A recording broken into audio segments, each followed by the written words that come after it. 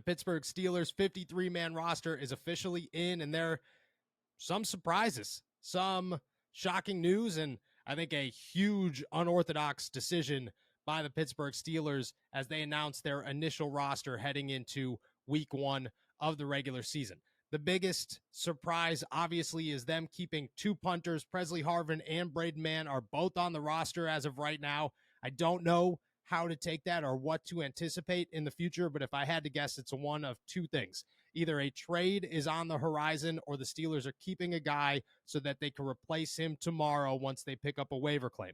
If it is a trade, Braden Mann has been a rumor that's been floating around. The Philadelphia Eagles do not have a punter right now. The New York Jets, who Braden Mann played for last season in a career-high year, released or waived, their punter, so they are punterless at the same time. Braden Mann could be on the move. I think Omar Khan, some part of me says he is just sitting there and thinking, well, everybody thought we were going to get rid of him. We didn't get rid of him. Now they got to make some phone calls.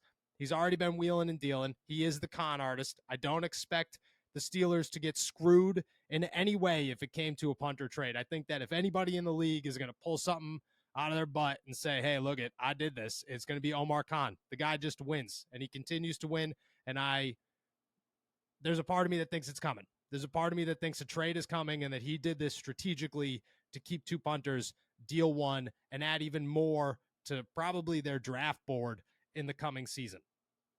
Number 2 would be to waive Braden Mann after they pick somebody up. They currently sit 17th in the waiver wire. That kind of leads us into number 2 here, which is they kept James Pierre, but I do still anticipate the Steelers adding a corner. I think that's their only need right now. They only did keep 4 inside linebackers, so maybe they add another one, but I don't know why you would get rid of Tanner Muse and Nick Kwiatkowski if you just are going to add somebody else tomorrow. That just doesn't make a ton of sense to me. I thought both of those guys were capable of playing special teams. I thought that the Steelers liked both of them. I think that if they are going to add anybody on the waivers, it's going to be a corner. They did keep James Pierre.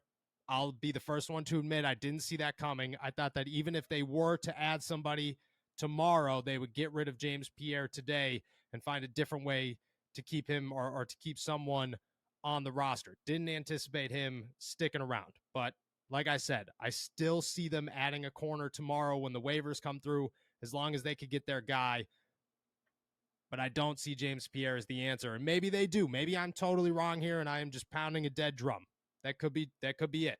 But when it does happen, or if it does happen, I think it's the best move for the Pittsburgh Steelers. On the defensive line, they cut Braden Fehoko, keep the other 8. I was wrong there. Montravius Adams is a guy that sticks around. Armand Watts is a guy that sticks around. I saw those 2 as the bottom of the barrel. And I'll be honest, when I was at the facility yesterday, you kind of got to feel a little bit, and just the rumbles that were going around, you thought maybe Fehoko was on his way out and Armand Watts and Montravius Adams were sticking around. I think that the Steelers have a better Braden Fehoko in Keanu Benton, and Armand Watts has been very valuable throughout the preseason. Montravius Adams, wouldn't be surprised if he's your starter in week 1. The Steelers, they apparently really like this guy, and for good reason. He's done good things since he's arrived in Pittsburgh. He knows the defense, and he's a good pass rusher. Just a bit surprised that Braden Fehoko was the guy there, but again, I think that they have a lot of run stuffers in names like Isaiah Loudermilk and Armand Watts and Keanu Benton, and maybe they didn't need another one. Maybe they like to have that mix of Montravius Adams, who is a pass rusher, and that made them decide, hey, we're only going to keep 8, and these are going to be the 8 that we keep. Dylan Cook makes the roster as a left or right tackle and offensive tackle after they wheel and deal Kendrick Green and Kevin Dotson. Saw that coming a mile away after the Kendrick Green trade.